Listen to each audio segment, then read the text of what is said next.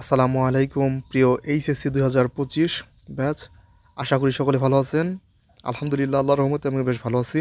তো আপনাদের উদ্দেশ্যে কিছু কথা, আপনাদের পরীক্ষা কিন্তু অতি নিকটে, একদমই কাছে কিন্তু এসে পড়েছে। তো শুরুতে একটা অনুরোধ করব, আপনারা আমাদের পেজটিকে এবং ইউটিউব থেকে দেখে থাকলে সাবস্ক্রাইব করবেন। আপনাদের জন্য কিন্তু সামনে আসি, যে কোনো ভিডিও দেখতে চান কমেন্টে করতে পারুন, অবশ্যই কমেন্টে জানাতে পারুন। তো আপনারা এখন কীভাবে পড়াশোনা করতে পারুন? আপনারা কিন্তু এমনিতেই পিছিয়ে গেছেন, মানে সেশন জোটে আছেন। কারণ সাধারণত আগে কিন্তু এপ্রিলে পরীক্ষা হতো এইচএসসি, অর্থাৎ এপ্রিলের পরে হলে সেটাই কিন্তু আপনাদের সেশন জোট। এটা কিন্তু মাথায় রাখবেন। তো এইচএসসি পরীক্ষার পরপরই কিন্তু আপনার বিশ্ববিদ্যালয়ে প্রিপারেশন নিতে হবে।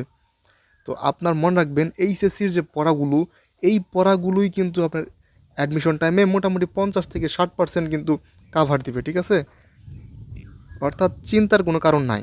আপনার এই পড়ায় কিন্তু ম্যাক্সিমাম পড়ায় কিন্তু এগুলো থাকে। আপনার এখন শুধু রিভিশন দিতে থাকবেন। রিভিশন ব্যতীত আর কোনো কথা নাই।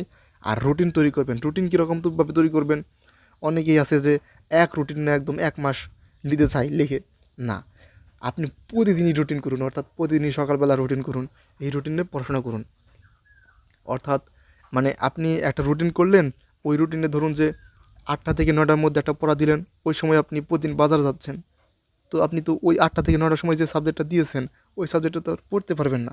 তো প্রতিদিনই রুটিন চেঞ্জ করুন, আর বেশি বেশি করে পড়া রিভিশন দিবেন। যে পড়া একবার পড়বেন, ওই পড়া আবার রিভিশন দিবেন। জানি পড়তে মন চাইবে না, রিভিশন দিতে মন চায় না, শয়তান ধোঁকা দেয়। তারপরেও অলসতা কাটিয়ে পড়া রিভিশন দিতেই হবে, কোনো কথা নাই। পড়াশোনা রিভিশন দিতেই হবে। ভালো একটা পয়েন্ট পেতে হবে, তারপরে বিশ্ববিদ্যালয়ে চান্স পেতে হবে। তাহলে না ভালো কিছু করতে পারবেন, এটা তো মনে রাখতে হবে নাকি? মা বাবার মুখে হাসি ফোটাতে হবে। এগুলো ভালো করে কিন্তু মাথায় গেঁথে নিন, একদম খুব ভালো করে মাথায় গেঁথে নিন। ভালো একটা রেজাল্ট করতে হবে, বারবার করে পড়ার রিভিশন দিতে হবে, অলসতা কাটাতে হবে, আর প্রশ্ন ব্যাংক বেশি বেশি সলভ করবেন।